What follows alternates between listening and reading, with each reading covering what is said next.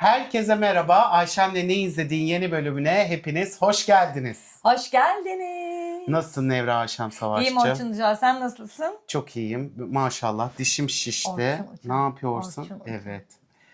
Dişim şişti. Ay Apse bu çocuk yaptı. 20'lik Konuşamadım. diş, akıl dişi. Neler yaşadım. Bırak derdimi anlatayım.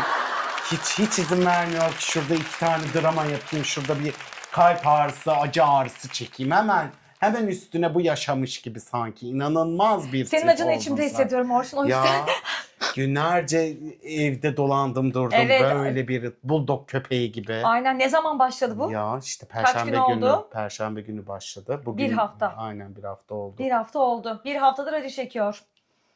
Aynen, acı çekmek özgürlükse özgürüz ikimiz de deyip. O acı çeke iş çıkışı tiyatro işinin premierini de yaptın. Evet. O gün. Doğru. Aynen. Aha. Hobi tiyatro atölyesindeki Oyun çıkarma oyun çıkarma atölyesi. Tam olarak adı neydi? Her biri başka bir isim verdiği için Evet, oyun çıkarma. oyun çıkarma atölyesi. atölyesinin de premierini yaptı. Bir gittim Orçun. Aynen böyle. Böyle. Neyse gıybetim geldi konusu sanki Evet. bu. Aynen biz biraz yanlış Çünkü girdik. saçmalamıyoruz. Çünkü biz hangi filmi izledik? Disco. Disco. Neren. Böyle de çaldı yalnız bu. Bu şarkı çaldı filmde. Disco partiler mi? Çaldı. Onu hatırlamıyorum. Evet, Giray Altınok. Ve Kerem Özdoğan'ın sözlerini söylediği, bestesini Ömer Faruk Soğak yaptığını şarkıyla girdim ya. Söz ve beste gibi oldu. Hoş olmadı. Orçun hiç hoş. Anlamadım ben mevzuyu. Ya sözleri dedi ama senaryo. Ha evet. Şimdi şarkı söyledikten sonra akıl Anladım oradan. Ayşem, anladım. Bir de esprisini açıklıyor, inanılmaz. Ama ya. gülmedin. Evet, gülemiyorum. Gülme yerlerim tıkalı. İltihabım var burada, o yüzden öyle. Yoksa gülerdim kah. Yani kalitede bir numara. Giray'la yarışırsın. Ya unuttum, yemin ediyorum. Ay çok iyi bir peruk değil mi? Şapkalardan daha güzel. Ben onu Bence bir çok gördüm. iyi peruk. Arkası böyle kesimleri falan. Çok iyi olmuş. Çok güzel O kadar. yakışmış. O sarışınlık ona ne kadar yakışmış. Evet çok güzel olmuş. Ay ben de çok, çok hiç şaşırdım. düşünmemiştim. Aynen, ben de. O arkasını nasıl şey yapmışlar? Yapıştırma zaten Aha. o büyük ihtimal. Arkasını nasıl toparlamışlar ya? Gayet şuraya kadar açık. Sonra şuradan şöyle bir şey geliyor, bağlama, sanki orası şey bilerek kesilmiş gibi. Gayet güzeldi yani bence Çok de. kendisi hairdresser'ın bilmem ne şeysi oldu. Hair designer. Hair designer. Sorry. Bu adamın film boyunca mesleğini kimse söyleyemiyor ve adam sürekli hair designer deyip şey yapıyor, düzeltiyor herkesi. Hair designer. Ben bandırma. 10,5 o ayrıntı çok Aynen, güzeldi. İzmir'in 10,5. derler ya. 10,5. 35,5 diye. Aynen, 10,5'da bandırma mıymış? 10,5'da bandırmaymış, bunu öğrendik. Efendim, Giray Altınok'un ve Kerem Özdoğan'ın senaryosunu yazdığı, yönetmenliğinde Ömer Faruk Sarıhan yaptığı 2006 yılının 1 Ocağı'nda vizyona giren bir film Netflix'e düştü. Netflix'e desteklerin arasında ve biz de izledik. Aynen. Giray Altınok Zafer diye Hair Designer'da ödül alan Designer. birini canlandırıyor. Erten karakterini canlandıran Kerem Özdoğan da bir gizli ajan, devlet için çalışıyor. Devlet için çalıştığını bizim vergilerden anladık. Evet. Evet, orada çalışan bir gizli ajan ama sağ ajan değil, yani dışarıda değil. Teknik olarak onlar için nereye gideceksin, sağa döneceksin, sola döneceksin vesaire değil. Ve gerçekten ajanlığı da bilen, mesela Mission Impossible falan izleyen. Görevimiz Tehlikede ben bunu görmüştüm. Öyle bir şey mi var diye. Teknolojik şeyler takip eden Değil falan. mi? Oydu Aynen. o odana yazıyordu ama bir nevze de sakar.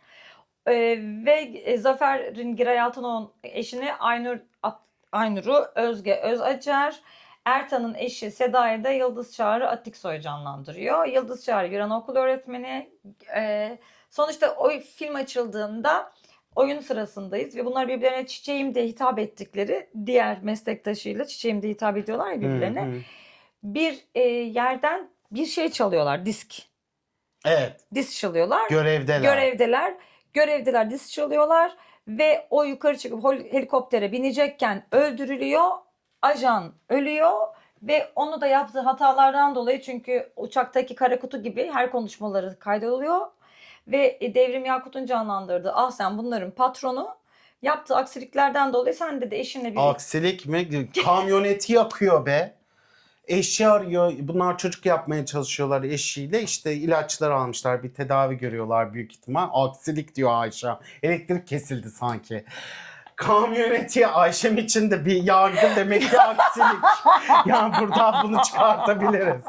Ay ben burayı yaktım ama bir aksilik, ama ufacık gerçekten bir aksilik şey oldu. yaşandı. Kadar Nasıl tek bir şeyin gerçekten içinde şey olabilir? kahveyi nasıl içersin ya? Hayır. Kahveyi Şimdi dökülüyor. görev esnasında karısının telefonunu açtığı için babasıyla bilmem neyle konuşuyor. Ve bu esnada görev esnasında da sağdaki ajan diyor ki görevdesin, ne yapıyorsun, bana bilgi ver, nereye gireceğim, sağa mı sola mı diyor. Dur diyor, yapacağım, ilaç alacaktım, ilaçları döküyor, ilacı dökerken kafasını vuruyor, kahveyi döküyor. Bilgisayarın üstüne, bilgisayar böyle bir kasanın üstüne, kasa oradan alev almaya başlıyor. Alev alırken bu hala ajana bilgi vermeye çalışıyor ve yanlış bilgiler verdiği için ajan başka bir odaya, yanlış bir odaya giriyor. Yanlış odaya girdikten sonra da ajan kaçmaya başlıyor, sağ ajanı. Kaçarken de bu da yangın tüpüyle söndürüyor. Şükür, yani. Çok akıl ufak edebildi. dediğin aksilikler Ayşem'cim bir kişinin hayatına mal Ama oluyor. Bir aldırmış kişinin de adamın şeyini.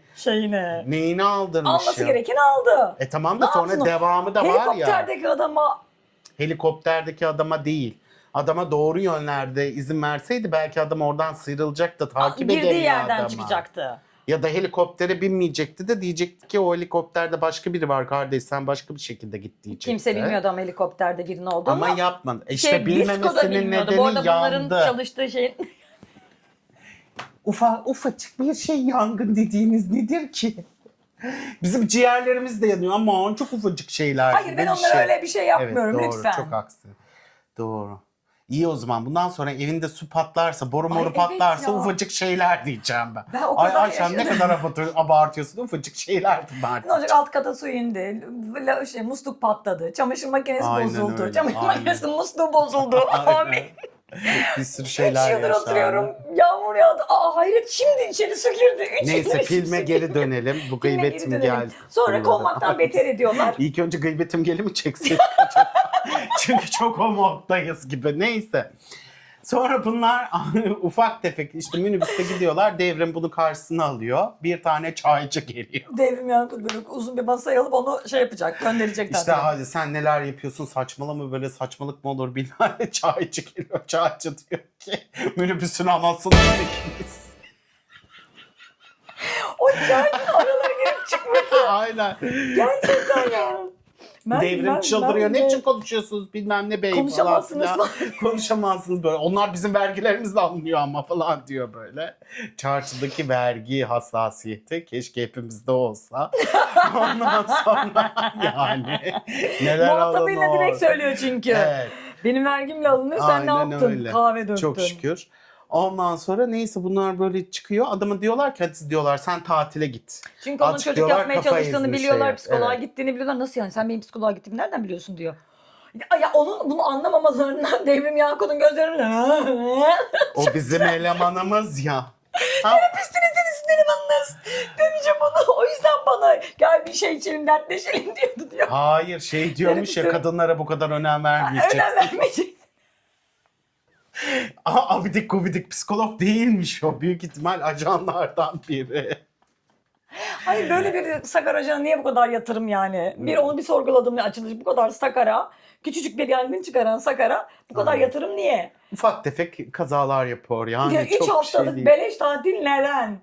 3 haftalık değil kız, 3 günlük. 3 günlük mü tatil Evet, verdiler 3 onlara? günlük. İşte 3 benim haftalık. gönlüm zengin.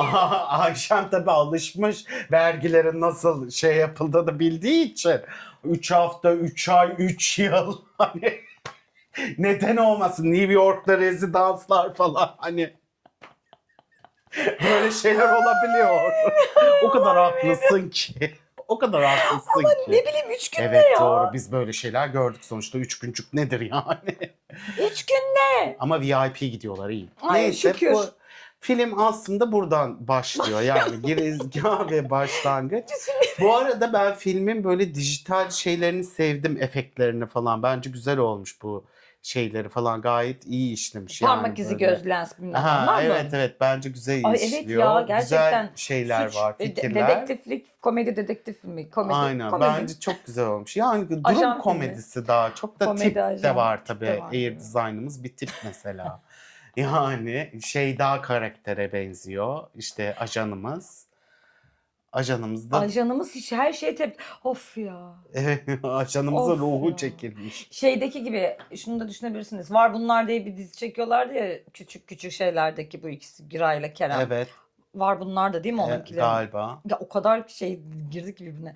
Oradaki karakter gibi. Orada biraz OKB'de titizdi vesaire. Burada da aynı şey gibi. Benzer karakterler.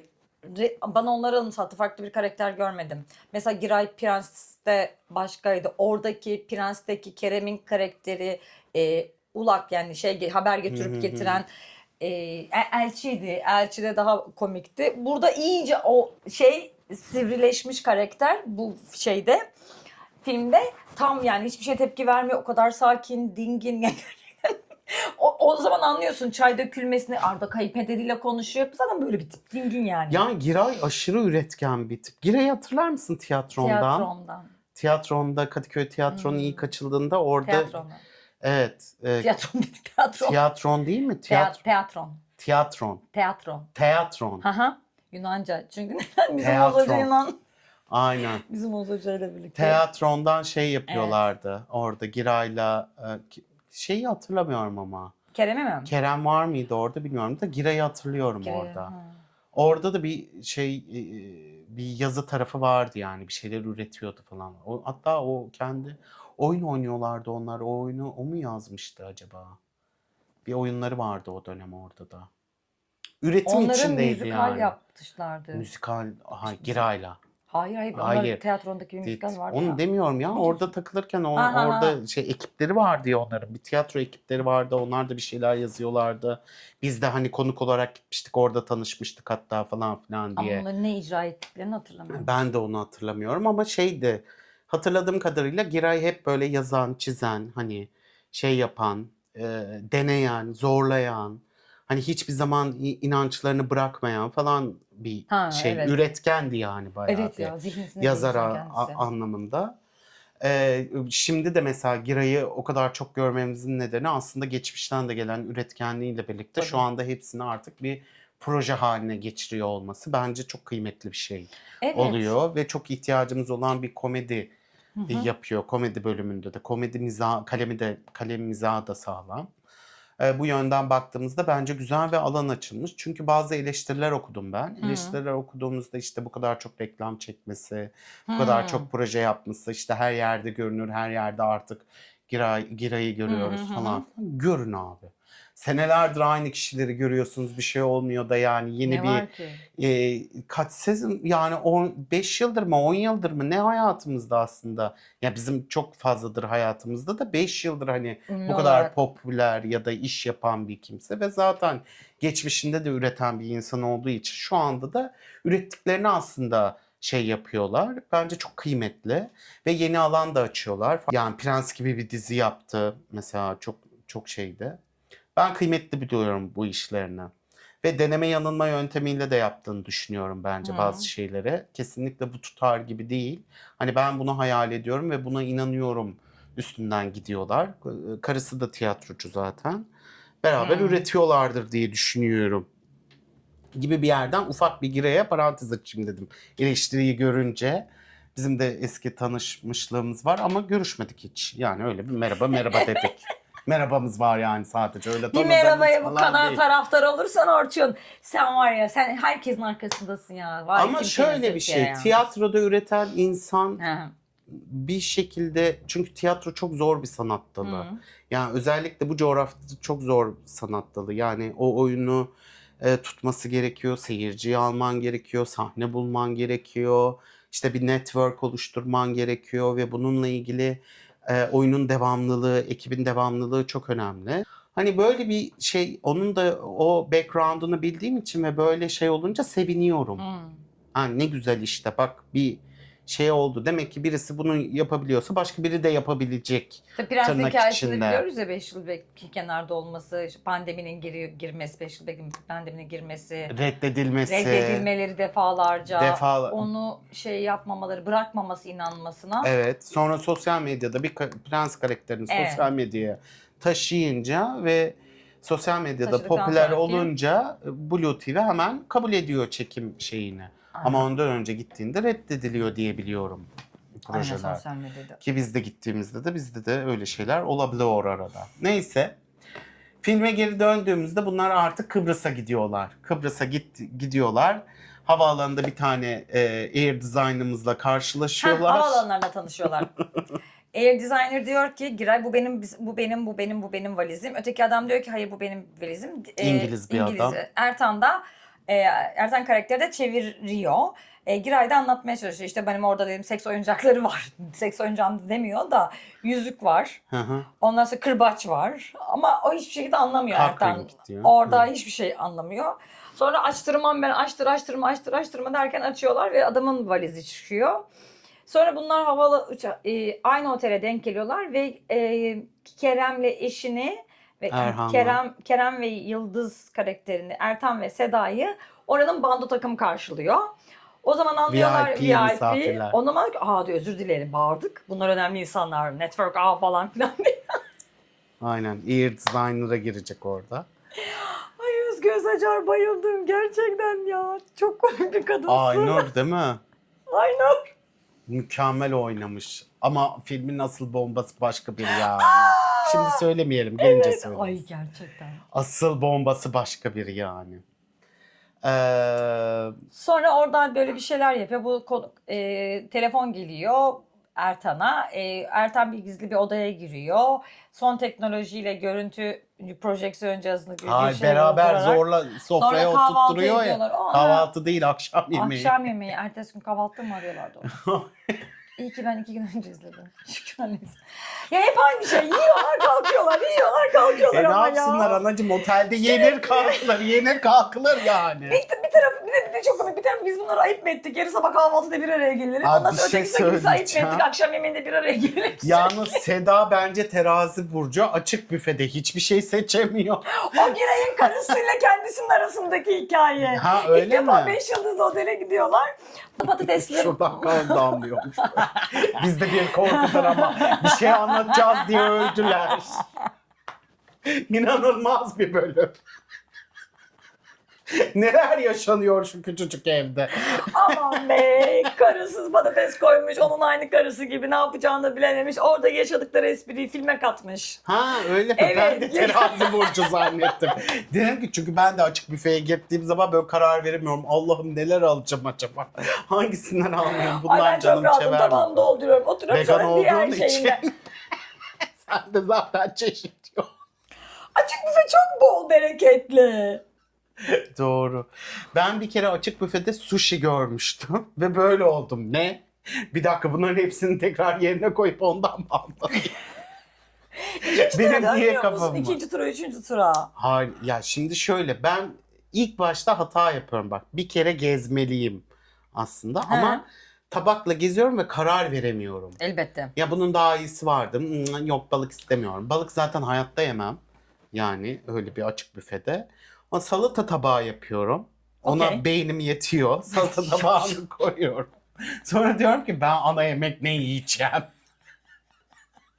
Hani salata okey. Mesela tatlı da almam ben. Tatlıcı da değilim çünkü otelde. Neyse seçemem. Ben terazi burcudur diye düşündüm. Kendimle empati yaptım. Canımın Seda'mıza. Açık büfede ben işte hani gidiyorum işte meyve alıyorum, salata vesaire alıyorum. Sonra orada zeytinyağlı yaprak sarması vardı. Sonra gittim, yok diyorum şimdi kısır alayım, kısır biter. Kısır alıyorum, bitmeden dönüyorum. Sarma bitmiş. Sarma ilk biter, kısır İki değil. gün üst üste aynı şey yaşayamazsın. Üçüncü gecede Bulgurcu ilk ya. başta sarma aldım, sonra Ama sen bulguru sever bir kimsesi. kısır aldım, sonra işte hem sarma hem kısır. İyi, çok. Bu benim teraziliğimden değil ama 2 gece akşam. Ha bacım, oyuna filme geri dönersek. Evet, bizim açık büfe hikayeleri Bunlar bitmez akşam. çünkü. Ay çok Ay sıcak. evet. Akşam böyle bir araya geliyorlar. Yemekte.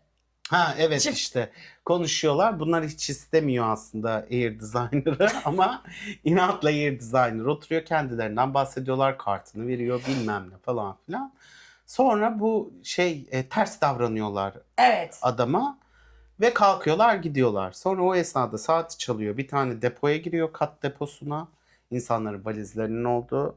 İşte müdürle konuşuyor, diskonun müdürüyle. O esnada da bu gelmiş. Air Design bütün konuşmaları dinlemiş. Sen ajan mısın? Ben de çok istiyordum ajan olmayı. Çocukluğumda şöyle hemen çocukluk travmaları. Bizim de tiyatroda şey vardır. Çocukken ben de 4. sınıfta tiyatroda Ay 4 oynadım yaşında. falan. 4 yaşında ya 4 da 4. yaşından beri sınıfta. sahneye çıkıyorum. Ha evet ama işte. Sana 4. sınıf mı dediler? Yani Bana 4. 4 sınıf yaşından diyen beri. var, lisede diyen var, 8 var Çıksın hanım diyen kaç var. yaşında çıkarsa çıksın ama hani onun Anaokulunda şeyin... ağaçtım diyen var. Yani var da var. Bak Bir anaokulunda şey var. ağaç olmak gerçekten önemli. Durabiliyorsa tebrik Bence de ederim. çok önemli.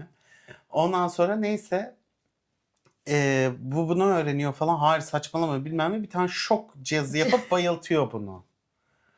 Ama ben Soyunuyor şöyle, bu arada. Ben ajan değilim bak vallahi ben diyor hair designer'ım diyor. Çıkartıyor bak üstünde hiçbir dinleme cihazı yok falan derken dıt şok gidiyor. Küt gidiyor. Soyunuyor bir de. Sonra ertesi gün oluyor. Bunlar gene 2 tane şezlongda böyle şeyler. Ondan sonra şezlongda diyorlar ki işte bakma. 2 erkek de birbirine bakıyor falan. Sonra ajan olan gidiyor. Ajanın da bu arada görevi var, sağ görevi. Ha bu arada Ve hiç sağ görevi yapmamış. Asıl dinlemede onu anlatıyor ama bu esnada bizim air designer'ımız şey yapıyor. Karışıyor mevzuya. Neyse bara gidiyorlar. ya bu ajanla ilgili bu bilgide disk bir şey alacak olan kişi ajan projeyi açık ediyor. O yüzden o otelde kim var?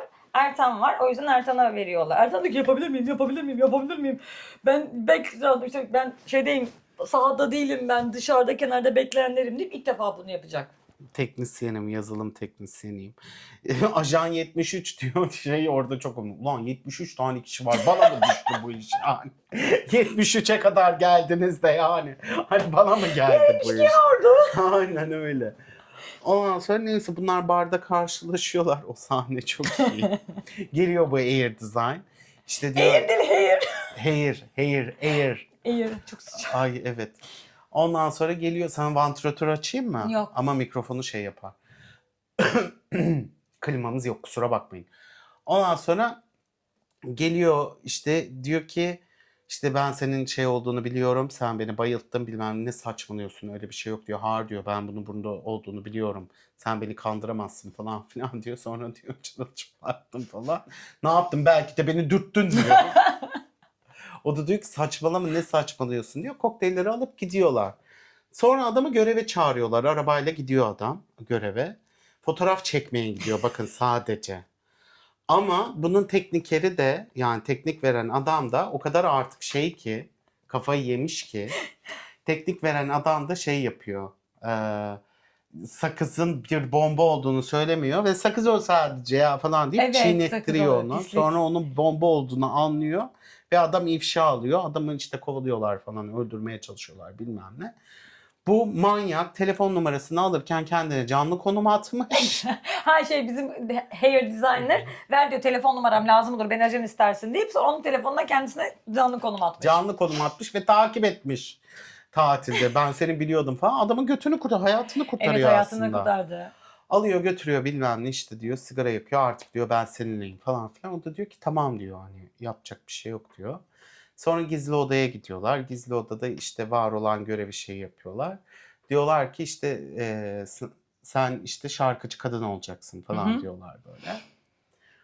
Şarkıcı kadın olacaklar çünkü gizli ajana ulaşmaları gereken yani ana ajana ulaşmaları gereken ara ajan o şarkıcıya hayran. O şarkıcı kılığına girip. Ajan değil onlar. Onlar ajan değil mi? Suçlu. Suçlu. Ha tamam. Ajan bunlar. Tamam. Yani suçlular. Aynen. Ana suçlu, main karakter, yardımcı suçlu.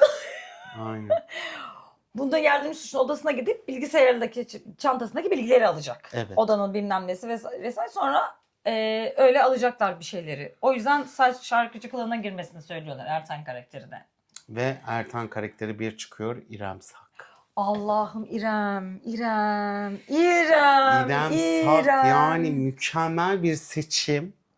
Ben mükemmel bu kadar... güzel oynamış. Bak yani... bu şeyde bu kadar değildi.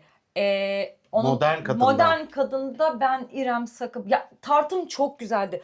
İrem Sak şeyde de oynamıştı ya Ölümlü Dünya 1'de. Evet. Orada da... 2'de de oynadı galiba. 2'de de oynadı. Ha. Ya bir de bana çok o ekibin içinde yokmuş gibi geldi. Ama burada İrem Sak ne yaptılar bilmiyorum. Yani bana burada daha organik geldi. Ben daha çok heyecan duydum İrem Sak'ın her mimine güldüm. Evet, ben de çok güldüm. Ben Ölümlü Dünya'da da sevmiştim ya İrem'i. Sevdi. Ben şey yapamadım yani. Ama orada çok bir Erkek vardı. şey vardı yani. Belki Erkek ondan. dünyası vardı. Belki o yüzden oraya Ya girememiştir. yazılmasıyla da alakalı olabilir yani. Ha, Onunla olabilir. verilen. Aynen. Yani filmdeki bütün kadınlar çok iyi oynuyor bir Ay, kere. evet Ama ya. bütün kadınlara alan açılmamış. Evet. Yani mesela Aynur'u ben daha çok görmek isterdim. Hı hı. Aynur'un başka saçmaladığı şeyleri görmek isterdim. O karı koca ilişkisindeki biraz alan açmaları gerekiyordu. Çünkü Çok güzel Aynur karakterler çok vardı. güzel bir karakter yaratmış. Anaokulu öğretmeninin kim bilir ne kadar ya arkadaşlar. Seda desen öyle keza. Seda'ya da biraz alan. Ama film buna müsaade ediyor mu etmiyor mu onu tam emin değilim ama devam edecek gibi duruyor. Devam edecekken de bence bunlara biraz daha alan açılmalı Dörtlü. diye biliyor. Yani gerekir diye düşünüyorum. İrem Sak kılığına giriyor işte Ertan. Şarkıcı kılığına giriyor işte konuşuyorlar falan. Bir tane kolye takıyor tam İrem Sak İrem sesi sesi oluyor. oluyor. Ve bizim Onu da çok güzel hair yapmışlar. designer da İrem Sak'a canlandırdığı karakter aşık. Neydi? Alım. Alıma aşık oluyor. Zaten Yalnız seviyormuş. bir götte böyle olmaz ki falan filan hani böyle bir. Kilo mu almış o? Kim? İrem Sak yoksa bilerek mi öyle yaptılar? Herkes kilo Niye? almış falan dedi. Bilmem. Ben hiç Ben öyle de düşünmedim. yani o yüzden sordum. Ay çok güzel oynadı Bilmiyorum. İrem Sak gerçekten. Çok güzel oynadı. Hakkını Yemin verdi ediyorum vallahi. ya. Kadınlar vallahi billahi. Aynen kadınlar çok güzel oynuyordu Gerçekten bu arada. erkeklerden daha güzel oynadı arkadaşlar. O yüzden sizi az rol yaptınız. Sonra işte bu şarkı şeye geçiyor. İşte şarkı söylüyor. Adamla flört edemiyor. Hiç naz yok. Orası kadın caz sanatçısı. Evet ama Oraya gidiyor ama biz Mertan karakterimiz cazdan anlamadık. Arabesk bir şeyi söylemeye başlıyor. Bir iki adımında yağları eriyor. ya orkestra şey oluyor böyle ha falan Ondan oluyor oluyor. böyle. Orkestra da sonradan dahil ediyor. Bu arada belli bir dakikada Ertan karısının yanında olması gerekti. Çünkü o dakikada işte üreme, sperm kalitesi, yumurta kalitesinden dolayı o akşam birlikte olmak gerekiyorlar. Telefonunu da Zafer'e veriyor. Zafer diyor karım yazarsa sen onu oyala. Ama bu arada da kulakta da konuşuyorlar. Orada Zafer alışkın Zafer'in olmadığı için her şeyi söylüyor. Burada Zafer'in kulakla ilk defa alışıyor ama alışkın olmadığı için Aynur var yanında eşi. Beni aldatıyor musun? Aynen. Telefonla kime yazdın gibi o Aynen. espriler de var. Bayağı orada şey sıkıştırıyor Şey, falan. hı. Zafer toparlayamıyor mevzuyu. Zafer'in bu arada ikinci eşi. Manikürcü kuaför klasikliği Aşık yapmışlar. Ondan sonra bunlar işte böyle adam artık İrem'le adam odama gel diyor. İrem hemen kabul ediyor yani. Ertan kabul ediyor. Şeyi İrem anlatacaktın sen, kabulde. ben lafını kestim. Acaba ne anlatacaktım? Dur ben bulacağım. Ertan İrem Sak'ın canlandırdığı karakteri alımı yaparken adam onu yanına çağırıyor ya. O da gel bir Evet. dakika içelim. İşte böyle okşuyor. Bırak diyor, rahat bırak adamı. Bu arada Zafer de ona şey veriyor Ertan'a. Talimat. Şöyle yap, talimat ver. Böyle yap, rahat bırak. Git ama çok da gülme. Flört etmeyi öğretiyor orada. Çok komikler. Flörte giriş 101 yani. Sonra adam diyor ki işte gidelim diyor. Bunlar odaya gidiyorlar falan. Sonra adamın işte şeyini çözmesi lazım. Kasasını ya da laptopunu alması lazım. Neyse artık. Şifre çözücüyü kırarken adam işte banyodan çıkıyor. Beraber duş alalım alırız ama ilk önce birkaç drink alalım falan filan derken bunlar tam böyle işe ben zaman kaybetmem derken çat kolyenin şeyi kopuyor. Ses bilmem nesi. Ses değiştiricisi ucu kopuyor. Taşı sonra kendi sesine dönüyor. Sonra kavga etmeye başlıyorlar. O makyajı da çok güzel yapmışlar bu arada. İrem'in burası yırtılıyor ve sakallar çıkıyor ya. Bu arada Çok sürekli güzel Zafer'i olmuş. çağırıyor. Zafer gel buraya, imdat imdat yaparken. Bu arada Zafer karısını ikna etmeye çalışıyor. Çünkü karısı Zafer'i tamam ya o da geliyorum hayatım gibi bir şeyler konuşurken duydu ve aldattığını düşünüyor. Odaya gidiyor. Zafer karısının peşinde. Ertan'ın eşi de odada onu bekliyor. Birden bunların odasına giriyor. Orada bir curcuna oluyor. O yüzden Ertan'ın yanına gidemiyor. Yani Seda'yı ve Aynur'u Aynur'u. açıklamak zorunda kalıyor ajan olduğunu artık. Yani o kadar çok sıkıştırıyorlar ki çocuğu. Bu da diyor ki yeter be tamam ben buyum diyor. Ondan sonra gidiyorlar bunlar. Bu arada adamı da o ara ajanı değil, ara suçluyu da atıyor camdan aşağı, öldürüyor. Evet alıyor işte alacağını. Sonra diyor ki asıl işte hedefimiz buymuş falan filan diyor. Sonra bu işte toplantıya girerken Diyor ki Ertan'a Devrim yani bunların işte. Devrim. Ahsen miydi ismi? Ahsen Hanım çağırıyor. Oğlum diyor sen salak mısın diyor. Yanındakilere söylemişsin kendini ifşa etmişsin diyor. Hayır diyor söylemedim diyor. Gerizekalı odada kamera var diyor. Sen kimi kandırıyorsun o iki salağı da çağır diyor yanına diyor. Yanıyor görevden alıyorlar bunu. Hadi diyor artık geri dön falan filan. Evet. Senin yapacağın bir şey yok. Biz hallederiz geri kalanını diyor. Çünkü diyor sıçtın batırdın diyor yani. Her Kovuldun şeyi diyor bayağı işte. şey yapıyor. Orada çok komik. Bizim Zafer orada küfür ediyor ya bu işte bilmem ne bu işte şöyle böyle kadın sonra diyor ki senin ağzına sıçarım. Senin ağzına sıçarım. Diyor ki aha diyor asıl patron bu kadın diyor. Hep ben izledim de filmleri diyor. Hep asıl patron kadın çıkar diyor. Suçlu Ha, kadın suçlu, çıkar diyor. evet. Kesin bu kadın suçlu. Devrimde ki gerçekten ses tonu Devrim ya. Aynen, Abi kadınların inanılmaz. hepsi güzel oynamış. Evet kadınların hepsi çok iyi oynuyor. Bu arada ben oraya de çok şunu güldüm. anlamadım. Bak odaya kamera koyuyorlar. Son teknoloji bunlar ajanlar. Disco diye bir ekibin ajanlarılar ya da Tamam. işte otelde de kameralar var. Allah aşkına o odaya gelince mi anladı yani o adamın Zafer'in Ertan'a yardım ettiğini? Başından Hayır. beri neredesin? Günlerdir neredesin Devrim? Günler sürmüyor O ki. ilk gün görüyor Görevi ya. veriyor. Ertesi gün Görevi verdikten sonra hemen akşamında giyiniyor falan filan. bilmiyorum bence çok önceden Günüme arayıp şey şeyinde yapabilirdi. oluyor. Neyse söylüyor bunu. Ondan sonra bunlar havaalanına gidiyorlar. Artık vazgeçiyorlar her şeyden. Havaalanına giderken işte artık Seda'ya da söylüyor. Ben böyle böyle ajandım bilmem neydim.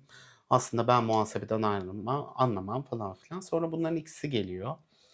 Sonra kadın diyor ki ben senin yanındayım işte her türlü desteğim falan filan. Bunlar bir arada havaalanında buluşup diyorlar ki biz bu işi bırakmayacağız. Peşine sonuna kadar gideceğiz. Görevler veriyor falan. Hadi diyor geri dönüyoruz. Geri Orada dönüyorlar. Ertan'ın şeyi çok güzel.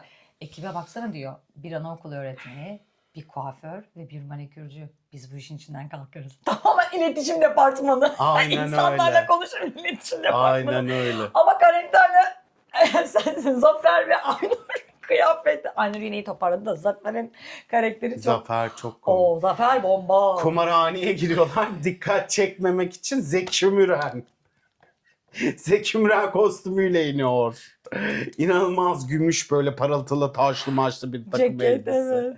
Ondan sonra neyse bunlar işte görevlerini hallediyorlar kumarhanede. İşte adamı buluyorlar. Adamın parmak izini alıyorlar. Sonra parmak izini yok etmek için kolonya sıkıyorlar. Çok bir güzel şekilde... yöntemler. I love it. Aynen bence de bu matematik çok iyi işliyor bu arada. Evet. İşte bir tane şey var ya ben ona çok beğendim. Duvarı yapıyor ikisi de birlikte gülüyor ve telefon çalıyor. 9-8'lik melodisi Dıngır çalıyor dıngır. adam giderken adam böyle görüntüyü yırtıyor Zafer'i görüyor. Bir tül var. Tülün ucunda bir kamera var. Kamera onları değil koridorun devamını çekip öndeki perdeye yansıtıyor. Ve perde ilerliyor adamlara doğru ama asla arkalarında bizim ikilinin olduğunu bilmiyor. Sonra telefon çalıp adam perdenin arkasından onları bulduktan sonra iş başa düşüyor deyip dövüşüyorlar. La zaten dövüşüyorsan niye? Dövüşüyorlar dedin Zafer bayılıyor zaten. Zafer yok evde. Zafer evde yok. Ertan. Yavrum Ertan işte Madem hatırladığı dövebileceksin, kadarıyla. madem niye perdeye gerek var? Madem dövebilecekmişsin. Anacığım Maruz yani kalmadılar hani ki. silahı var bunun başka bir şey var hemen gürültüsü var osu var kulaklıkla haber vermesi var. Disco'nun ne kadar çok şey olduğunu anlatmak için ürün yerleştirme yapmışlar. Dedim ki ne alaka o zaman yani yırtıp da bir şeyden kurtulmadılar. Yani işte Bana öyle geldi. ne bileyim 007'de de bir sürü şeye ne gerek var diyorsun ama var teknolojik aletler yani. Var, Onun gibi evet. bir şey evet. Onları demiyorum. Yani hani ajan dediğim böyle olur gibi bir durum. Sonra bunlar işte odaya giriyorlar bilmem ne işte kasayı açıyorlar en sonunda. Kasayı açtıktan sonra yukarı gidiyorlar Cinderella gibi. Ayakkabısını O tekini parlak berbat gümüş ayakkabısını bırakıyor. havalandırmadan kaçarlarken Havalandırmada adamlar bırakıyor. gelirken. Bunlar bu arada 5 milyon kazanıyorlar. Ha, Kumarhanede, kolçakta. Kolçak mı onun adı? Bilmiyorum. Sen Kolçek. kolçak dedin dedi. Kol çek. Çek kol. Ya, ondan Önemli anla değil işte. Ondan sonra Yani ara verip 5 milyonun peşi düşüyorlar bu arada. Ölecekler. aynen arada o 5 milyonu hemen almalılar. Çok önemli. Bizim ihtiyacımız vardı. Arabamı alsak yazlık mı falan diye konuşuyordu böyle. Neyse onu işte kasadakini aldıktan sonra çıkıyorlar falan filan. Sonra bunlar yakalıyor. Aynur'u yakalıyor. Kızları Ondan sonra kızları Seda'yı yakalıyor. yıkılıyor. İşte karılarınız elimizde. Gelin işte bunları şey yapın falan. Odaya giriyorlar bilmem ne. Odada bir arbede yaşanıyor. Sonra öğreniyoruz ki asıl ajan şey kılığına girmiş. E, bizim bu Öldürüldükleri casus kılığına evet girmiş asıl ajan. öldürdükleri casus kılığına Şuradan girmiş. anlıyorlar. Ah Tamam. senin ex manitası. Ha, öyle mi diyorsun sence? Hadi güdüsü. Hadi güdüsü. Şöyle herkes birbirine silah çekiyor, ölecekler yani. Herkes işte 4 ajanımıza silah çekiyorlar. Sonra hani Sertan diyorum, Zafer sürekli panikte. Ertan o kadar rahat ve göz göze yiyorlar. Halledeceğiz çiçeğim diyor. Çiçeğim deyince onun o kendi ilk başta bahsettik ya, çiçeğim diyorlar birbirlerine, saha ajanıyla bu arabadaki ajanı. O çiçeğim deyince anlıyor onun saha ajanı olduğunu, ölmediğini. Sonra tak tak tak tak herkes öldürülüp gerekli bilgiler alınıyor. Mutlu son. Aynen. Sonra herkes için mutlu son. Sonra herkes için son geri gidiyorlar. Herkes yakalanmış oluyor işte. Şeye gidiyorlar, konuşmaya gidiyorlar falan filan. O çaycı gene orada bir şey söylüyordu. Ne söylüyordu? Sürekli diyor bir şey ya. İyi iş becerdin mi diyor. Bilmem ne Aynen. mi diyor. Sizi takip Aa ediyoruz. sene de benzememişsin zaten falan diyor. Aa senin içinde ama en sonunda da bir şey diyordu çaycı. Hatırlamıyorum Çaycı çok ya. güzel noktalar Aha, giriyor arada geliyor, yani. gidiyor. Hakikaten çok iyi şeyler yapıyor. Geliyor gidiyor ya. Devlet dairesindeki çocuk. Aynen devlet Eski dairesi. 80'lerdeki olan hani filmlerde de rastladığımız Aynen. oradaki çaycı. Çok çok tatlıydı o. Çaycı karakteri de çok iyi falan. Kadınlar çok iyi oynamış. Ben eğlendim ya. Eğlendi. Güzeldi En sonunda yani. Murad'ın eriyor bu arada Zafer. Ertan çok komik. Zafer 3 saniye sonra telefon çalacak. Eğer oraya telefon Açarsan çaldıysa geri açarsan dönüşü bir yok. daha bu işin geri dönüşü yok diyor. Kabul edersen diyor. Gerisin o da geriye. gerisin geriye, o da diyor çaylak dersleriniz başladı diyor. Ertan da sahada çalışabilmek için, saha eğitimi almak için eğitime başlıyor. Aynen. Ertan da Zafer Ama de bunun eğitim devamı alıyorlar. olacak gibi Büyük bir yani. ihtimalle olur. Aynen. Hı hı. Disco'nun ikisi gelir gibi geliyor. Biz eğlendik. Yani düşündüm. Var bunlar ya da Prens'teki o kadar dakikada, yarım saatte ya da 10 dakikada yapabilirken burada yaymışlar. İlk yarıda, filmin yarısında tempodan gittim ama ikinci yarıdan sonra bu aksiyon kısımlarına gelince evvelden komedi vardı ya orada. Canlandırdıkları karakterin ironisi vardı, inanmaları. Onu gerçek ajan mı gibi yaptıkları, yani aksilikler sanki o ayakkabıyı düşün. Evet, bu kadar parlak kıyafet giydi ve parlak kıyafet giydiği için bu adam yakalanacak. Hı. Onu biliyorsun. Yani Dikkat dikkat çekecek. Bu tür hatalar yapmıyordu ki daha önce bu karakter. Onu kurtarırken, arabayla peşinden gelirken sessizdi zaten girmek istediğinde. Ama ajan olarak görevi gerçekleştirme böyle bir hatta başka bir şey hizmet edecek. Bunu daha bulabilirlerdi gibi. Orada düşürdü beni. Ondan sonra Atatürk'ün çıkması var. Herkes çok Atatürk'ün gözükmesini çok gözyaşıyla da ağlayanlar vardı. O çünkü bir Kim halüsinasyon. ağladı kız? Millet öyle diyor, Atatürk'ü çıkınca yorumlarda. gözlerin doldu yorumlarda diye. Bir halüsinasyon, o fıstığı bir şey, kalem tutuyor. Kalem, o çanta var bir tane, ajan çantası. Oradaki kaleme dokunduğunda kalem halüsinasyon gördürme kalemi. Bu da Ertan'a ben kalemi tutmadım diyor. Ama akşam yemek yemeye gittiklerinde halüsinasyon görüyor.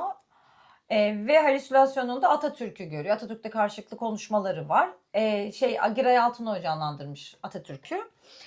Giray Altınok canlandırmış. Çok güzel bir şey yapılmış ama yani ne oldu şimdi bu dedi. Ama hani kesin orada koydukları için Orçun da anacığım dedi. Orçun'a mesela çok şey gelmemiş oradaki bütün şeyde. Ya ben bir ara istediklerinde. onu gördüğümde bir şaşırdım. Ama yani hani günümüze anca böyle bir gönderme yapabilir diye düşündüm sonradan da. Yani çünkü bir komedi filminde hani bu unsuru kullanıp ne şekilde kullanalım, bu şekilde kullanalım diye düşünmüşler gibi geldi bana. Ve bunun da şu anda günümüze hani biraz atıfta bulunmuş. Hani senin bıraktığını ilerletemedik. Hani var olan şeyini hatta gerilettik gibi. Ya olarak bir durum gerçekten olmuş. normal. Zafer karakteri vatana millete hizmet etmek. Ben bilmem kaç ay ajan askerlik yaptı. Jandarma. Bu jandarma olarak jandarmaydım dedi. Bilmem ne yaptı. Adı da Zafer yani. Hani tamamen o mevzuda hemhal, yani halüsinasyonda Atatürk'ü görmesi çok normal olur ama ben Giray Altınoğlu'nun Atatürk, kendisini de Atatürk olarak görmesi güzel bir şey. Ama bunun devamı olsaydı mesela, hani komedi tekrarda işler, bir yerde ben ne alaka ya gibi Ama orada oldu bir yani. komedisi yok ki. Evet, Orada yok. mesaj gönderme kaygısı var. Bu da beni ne Mesaj gerek? gönderme kaygısını bu şekilde işlemiş yazar. Yani orada biraz hani böyle Ya bu sahneye çok bayılanlar var bu arada. Yani ben hani çok az, bilmiyorum, herkes çok hoşlaşmış. 29 Ekim'de de gösterime girmedi ki. onunla alakası olan bir şey değil ki Değil, o. evet. Ya ama işte ya bir şekilde bir şey söyleme dertleri var anladığım kadarıyla. Nasıl söyleyelim? Bu yöntemle söyleyelim. Gene bir Demişler. şey olmuş bence. Hani bence başka bir projede başka bir şekilde bir şey söylemek istiyorlarsa daha farklı yazmaları ve sadece bu yöntemi değil de başka bir eleştirisel bir ütopya geçirmeleri. Mesela işte Melih Cevdet Anday'ın Gizli Emir gibi var olan ütopyası gibi bir şekilde bir şey işlemesi Absürt. bizim daha şeyimize gelir, Tamamen işimize bir gelir şekilde. tamamen. Ama buraya da dayanamamış bir şey koymak İşte istemiş. ajan, komedi, ajan filmi. Değil mi? Ajan diye geçiyor. Evet, ajan komedi, Komedi. O okey yani, onunla ilgili hiçbir şey yok. Vatan Millet Sakarya, Sakarya, işte o. herkese ölümüne şey var, tehlikede herkes ve ülkeyi kurtarmalıyız diye. Buradan da Atatürk'e öyle bir şey. İşte 500 bin çocuk mu, 500 bin kişinin bilmem ne patlayacak, öldürülecek, Türkiye'ye bir şey olacak. Yani onları bile kadın devrimi oynarken çok esprili bir yerden oynuyor ya. 500 kişi olacak, sen ne yapıyorsun deyip, yani mümkün değil, ona vermezsin o kadar kişi. Yani tamamen bir orada absürt, yani var olduk. O kadar inanıyorlar ki kendi gerçeklerine, ona gülüyorsun zaten. Evet, evet. Yapabileceklerine gülüyorsun. Devrimin o şeyleri, çaycının oradan bir absürt çıkması güzeldi. Sadece orada ben dedim. Ben de şaşırdım. Aa, ne alaka ya şimdi falan dedim. Sonra dedim ki yani yapabildikleri demek ki bu. Yani başka bir şey gelmiyor aklıma. Ya ben inanmıyorum ki Giray'ın hani buradan da bir kitle elde Ha, öyle etmek için derdi arkasına olduğunu düşünmüyorum. hani Bilmiyorum. şey öyle bir derdi yok. Sadece orada bir gönderme yapmış. Ama isterim ki ilerleyen projelerde sadece bir göndermeyle kalmayıp sadece var olanı bir şekilde yazıp ve bunu başka bir ütopyada Ki geçirmesi. zaten şeylerde, Prens'te de yeteri kadar patır patır söylüyordu yani. Hani her şeye var, bunlarda da atıyorum Nuri Bilge Ceylan'ın şeylerini, Kader filminin sahnelerini orada Ama yavaş aynı yavaş şeyi yapmaya eleştirmiyor diye. ya Hayır, Ayşem. bunları yapabil Yani. Hayır, aynı şey değil. Yani bunu yapabilen birinin burada eleştiriyi de daha rahat, absürt ya da ironik olarak yapabileceklerine inanıyorum. Bu yüzden Ha. bir Atatürk sahnesi bana çok bu kadar iyi düşünülmüş bir matematikte, zihni sinirde bundan daha iyisini yapabilirdiniz. Evet tabii canım orası Çok öyle. aleni, açık bir şey. Tamamen bir açıp gösterip kapatıp tekrar o oyunun matematiğini, ajanın matematiğini takip ettirmektense. ettiriyorsun. Orada ben düştüm. Evet orada da ben bir şey Giray şey istiyor Kerem'den, kolyeyi tak. O işte alımın sesinden tekrar o gün akşam söylediği parçayı söylemesini istiyor. Elinde alkol sarhoş vaziyette gel. onu söylüyorlar falan. O güzeldi. Güzel, sevdim. Aynen. Kadınlara biraz daha fazla rol yazıyor. Aynen. Onlar çoklar. Yani Çok fazla parmak- götürürler yani. bir- Belki kaş- ikincisinde de onlar da ajan olacak. Başka bir şeye evet. dönüşecek Evet, neden mevzu. mesela kadınlar da okeydi, yani onun giyilmesi, onun kamerada herkese yapması, onlar da okeydi. İstememişler mi yani ajan olmak? Anacığım şimdi bir başka bir kapı açıldı ya. Evet. Başka bir kapı açıldıktan sonra belki onları da dahil edecektir. Orada muratlarını eriyorlar, hamile kalıyor. Çocukları olacak, onlar çocuk istiyorlar. Hadi bakalım çocuklu bir ajan. Çocuklu bir ajan, yani çocuk Aynen. olmak ve o yapmışlar yani, Kıbrıs'ta halletmişler. Tamam artık söyleyecek bir şeyin yoksa kapatmak istiyorum. Öyle mi? Kapat, Artık kapat yeter. çiçeğim kapat. Çok Efendim teşekkür ederiz bizi izlediğiniz için. Abone olmayı, beğenmeyi, yorum yapmayı unutmayın. Siz film hakkında ne düşünüyorsunuz? Lütfen yorumlarda bizimle buluşun. Haftaya görüşmek üzere diyorum. Hoşça kalın. Görüşmek üzere.